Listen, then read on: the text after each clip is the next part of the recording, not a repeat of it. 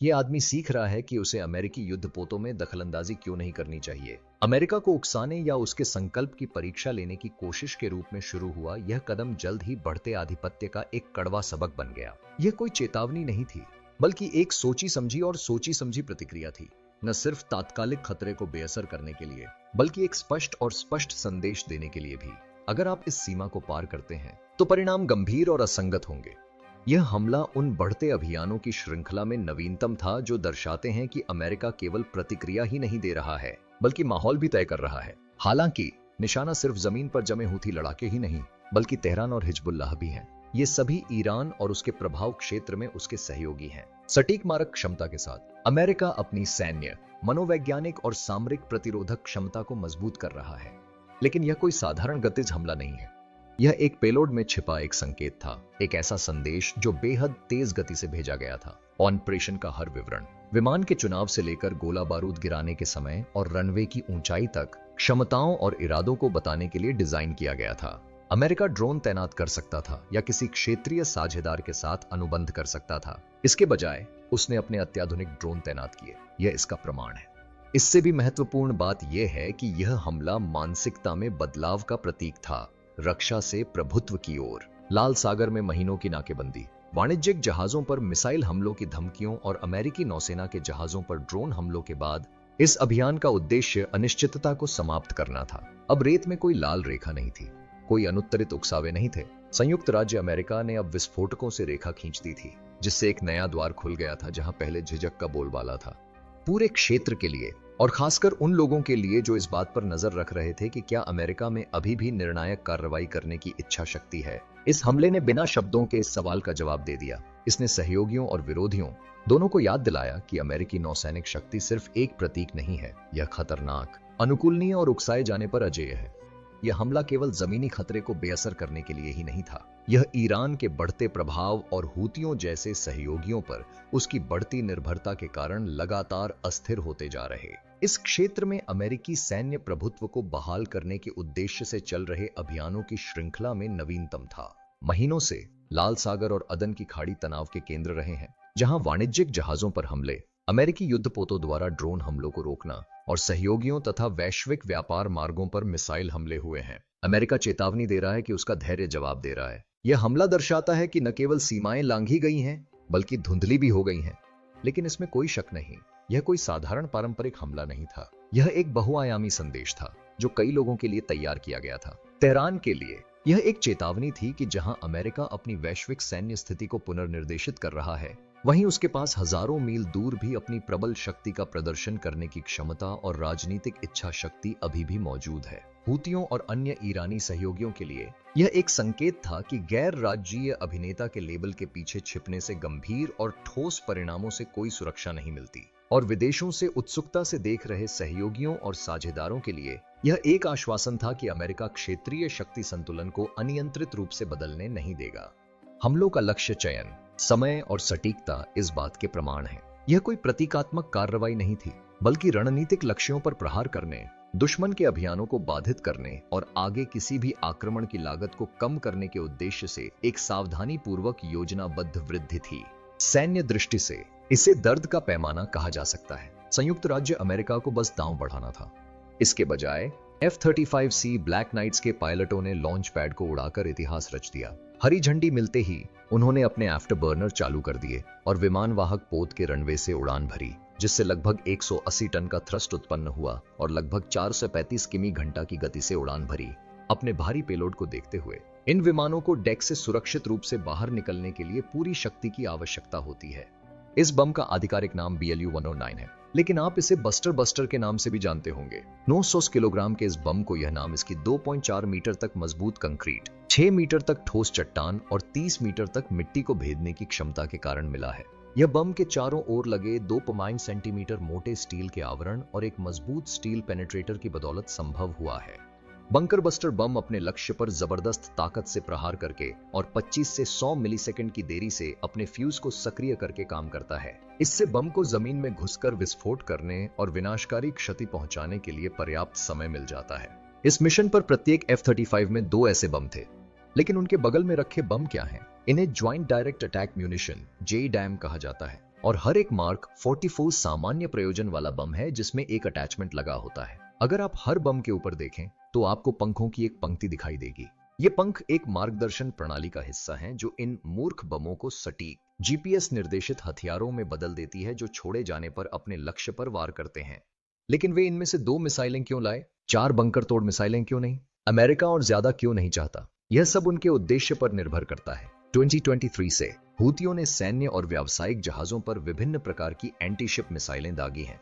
ये मिसाइलें अक्सर तट से दूर, पहाड़ों और गुफाओं में रखी जाती हैं। जब हूतियों को अपनी मारक क्षमता के बारे में जानकारी मिलती है तो वे इसे अपनी मिसाइल इकाइयों को भेज देते हैं, जो अपने हथियार उतारती हैं, गोलीबारी करती हैं और फिर सुरक्षित स्थानों पर वापस लौट जाती हैं। हूतियों ने मारिब और अल बायदा के बीच की सीमा पर स्थित इन 2 पर्वत चोटियों का महीनों से इस्तेमाल किया है। हूती इन दोनों पर्वतीय ठिकानों के बीच इसी पुल के जरिए अपने सैनिकों और रसद को आगे के हमलों के लिए पूरी तरह तैयार रखने के लिए ले जाते हैं। पायलटों को मिश्रित पेलोड से लैस होना पड़ा। अपने लक्ष्यों पर बंकर बम दागने के बाद उन्हें जेडैम्स तैनात करने के लिए एक और गोलाबारी करनी पड़ी, जो BLU-109 से लगभग 180 किलोग्राम भारी थे। चूंकि हूती बंकर 6 मीटर से ज्यादा जमीन के नीचे थे, इसलिए उन्हें सुरक्षा कवच को भेदना पड़ा, इससे पहले कि वे उन्हें विस्फोट कर सकें और जेडैम्स को अपने लक्ष्यों पर दाग सकें जिन्हें हूती सुरक्षित मानते थे। हालांकि यह सिद्धांत रूप में आसान लग सकता है, लेकिन हूती वायु रक्षा प्रणाली के आकार और गहराई को देखते हुए यह बिल्कुल विपरीत था। ईरानी समर्थन से हूतियों ने दुनिया का सबसे खतरनाक वायु रक्षा नेटवर्क बनाया है। उनके पास हजारों छोटी, मध्यम और लंबी दूरी के हथियार हैं जो अगर अनियंत्रित रहे तो लगभग निश्चित रूप से किसी भी विमान को मार गिराने में सक्षम है। क्या आपको यकीन नहीं होगा, पिछले 5 सालों में हूतियों ने लगभग 50 ड्रोन और युद्धक विमानों को मार गिराया है, जिनमें एक सऊदी लड़ाकू विमान और एक अमेरिकी रीपर ड्रोन भी शामिल है। हाँ, वे करते हैं, और इसका कारण यह है कम दूरी के लक्ष्यों के लिए हूतियों के पास कई तरह की मानव युक्त मोबाइल प्रणालियां हैं, जैसे सोवियत निर्मित इल्गा मिसाइलें, सैकड़ों JSU मल्टीबैरल तोपें और 12 किलोमीटर की मारक क्षमता वाली सोवियत निर्मित SA-67 मिसाइलें। हालांकि ये खतरे बहुत कम ऊंचाई पर उड़ने वाले हेलीकॉप्टरों और विमानों के लिए वास्तविक खतरा हैं, लेकिन ये उतने ही बेकार हैं जितना कि 30,000 फीट की ऊंचाई पर किसी यात्री विमान को निशाना बनाने की कोशिश करने वाली हाइपरसोनिक मिसाइल।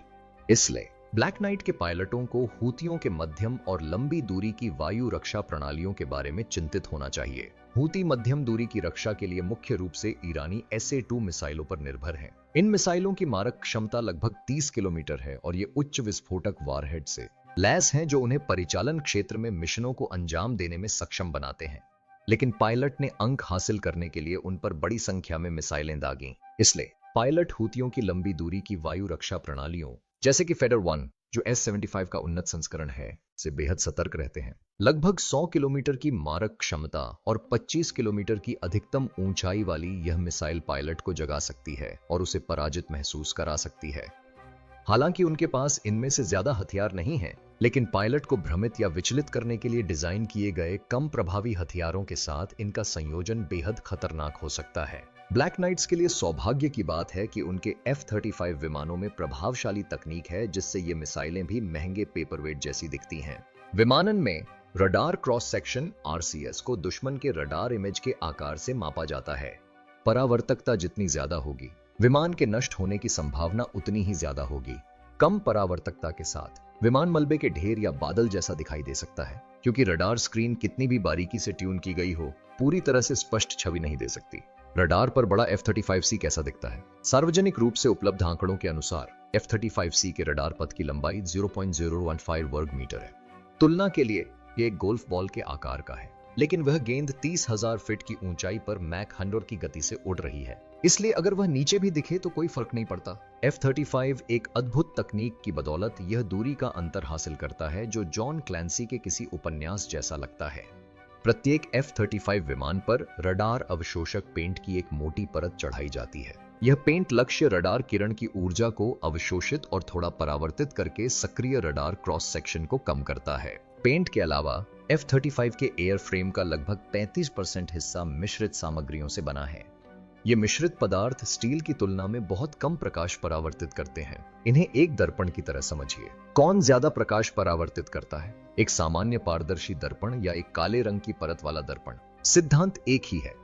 एक और स्पष्ट गुप्त तकनीक है नुकीले किनारों का न होना। अगर आप विमान के चारों ओर देखें तो आपको कोई नुकीला किनारा नजर नहीं आएगा। ये एक जानबूझकर किया गया डिजाइन है जिसके किनारे गोल हैं जो रडार ऊर्जा को परावर्तित नहीं करते और किनारे सपाट हैं। ये सभी विशेषताएं F-35C को रडार के लिए लगभग अदृश्य बना देती हैं। हालांकि इन सभी बेहतरीन विशेषताओं के बावजूद इनमें से कोई भी आवश्यक नहीं है, क्योंकि नौसेना के इतिहास में पहली बार इस संरचना में एक नया गुप्त हथियार जोड़ा गया है। अगर आपने इस संरचना के प्रक्षेपण के दौरान ध्यान से देखा होता तो आपको F-18 जैसा कुछ दिखाई देता, लेकिन यह सिर्फ एक लड़ाकू विमान नहीं है जो F-35 के साथ उड़ान भर रहा है। यह एक EA-18 ग्रोलर है जो एक बिल्कुल नए सिस्टम से लैस है जो आने वाले घंटों में पायलटों की जान बचाएगा। अगर आप इस विमान को गौर से देखेंगे तो आपको इसके नीचे कई लंबे बेलनाकार धड़ दिखाई देंगे। इन उपकरणों को जैमिंग पॉड्स कहा जाता है और ये दुश्मन की हवाई सुरक्षा को ध्वस्त करने का मुख्य हथियार हैं। जैसा कि आप देख सकते हैं, ग्रोलर टैंक रोधी बमों या JDAM मिसाइलों से नहीं बल्कि पंखों पर लगी तेज गति वाली AGM-80 विकिरण रोधी मिसाइलों से लैस है। ये विशेष रूप से डिजाइन की गई मिसाइलें दुश्मन के हवाई टोही रडार को निशाना बनाकर उसे पूरी तरह से नष्ट करने में सक्षम हैं, जिससे लड़ाकू विमानों के लिए लक्ष्य तक सुरक्षित पहुंचना आसान हो जाता है। इस नई प्रणाली के साथ ग्रोलर को अब फायर करने की जरूरत नहीं है। AN/ALQ-249 नेक्स्ट जनरेशन जैमर के नाम से जाना जाने वाला यह सिस्टम एक क्रांतिकारी हथियार है जो F-35 पर किसी भी हूथी हमले को नाकाम करने में मदद करेगा। यह अपने बड़े समकक्ष AN/ALW-99 से काफी बेहतर है। जब भी कोई रडार ऊर्जा संचारित करता है तो प्रति सेकंड प्रसारित तरंग दैर्घ्य की संख्या को आवृत्ति कहते हैं। प्रेषित तरंग दैर्घ्य जितना लंबा होगा, आवृत्ति उतनी ही अधिक होगी और डेटा भी उतना ही अधिक प्राप्त होगा। इससे प्राप्त डेटा की विश्वसनीयता बढ़ती है और कम आवृत्ति वाले रडार की तुलना में अधिक सटीक डेटा प्राप्त होता है। चूंकि वायु रक्षा रडार अधिकतम सीमा और सटीकता के लिए प्रयास करते हैं, इसलिए अधिकांश 1 से 6 गीगाहर्ट्ज की मध्यम आवृत्ति रेंज में काम करते हैं, जो कि जैमर की नई पीढ़ी की आवृत्ति रेंज भी है। यह AN/ALQ-99 प्रणाली की तुलना में एक महत्वपूर्ण सुधार है, क्योंकि जैमर व्यापक आवृत्ति रेंज में काम करता है। आवृत्ति जितनी ज्यादा होगी, दुश्मन के रडार के लिए उसका पता लगाना उतना ही आसान होगा। एक बार जैमर दुश्मन के रडार का पता लगा लेता है तो वह 250 किलोवाट का पल्स उत्सर्जित करके उसे नष्ट कर सकता है।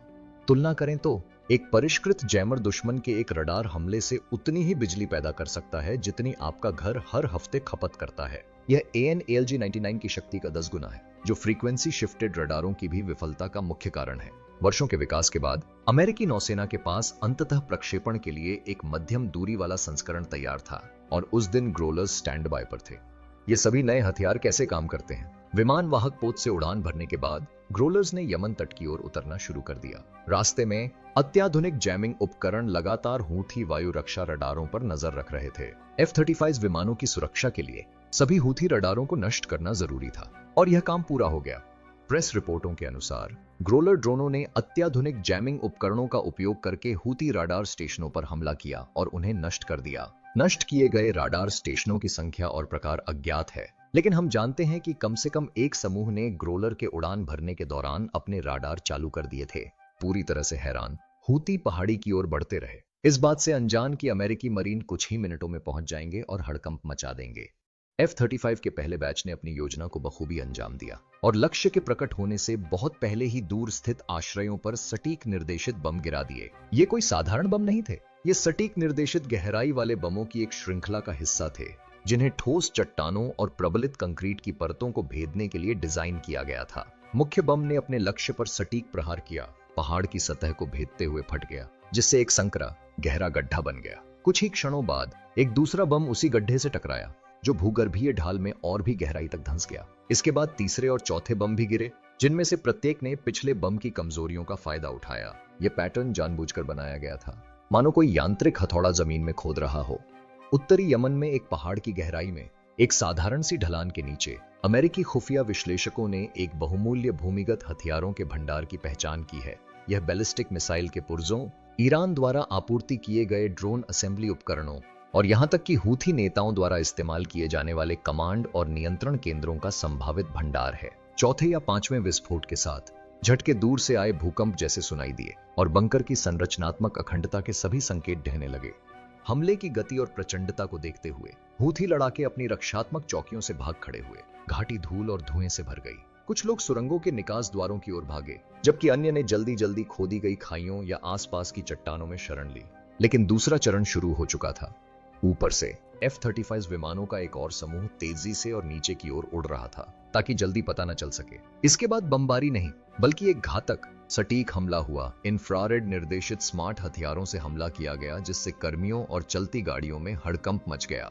F-35 विमानों ने लगभग पूरी तरह से रेडियो साइलेंस में काम करते हुए भयानक दक्षता के साथ हमला किया। एक ही समन्वित उड़ान में उन्होंने क्लस्टर बमों और हवा से जमीन पर मार करने वाली मिसाइलों की एक समन्वित बौछार की जिससे प्रभाव क्षेत्र में सब कुछ नष्ट हो गया। यह एक भयानक झटका था। आधुनिक 5वीं पीढ़ी की वायु शक्ति का एक उत्कृष्ट उदाहरण। चुपके, गति, इलेक्ट्रॉनिक श्रेष्ठता और सावधानी पूर्वक परिकलित मनोवैज्ञानिक प्रभाव। छिटपुट ड्रोन हमलों या क्षेत्रीय गठबंधन के पुराने लड़ाकू विमानों के आदि हूतियों ने ऐसा पहले कभी नहीं देखा था। यह सिर्फ एक छापा नहीं था, यह एक प्रदर्शन था।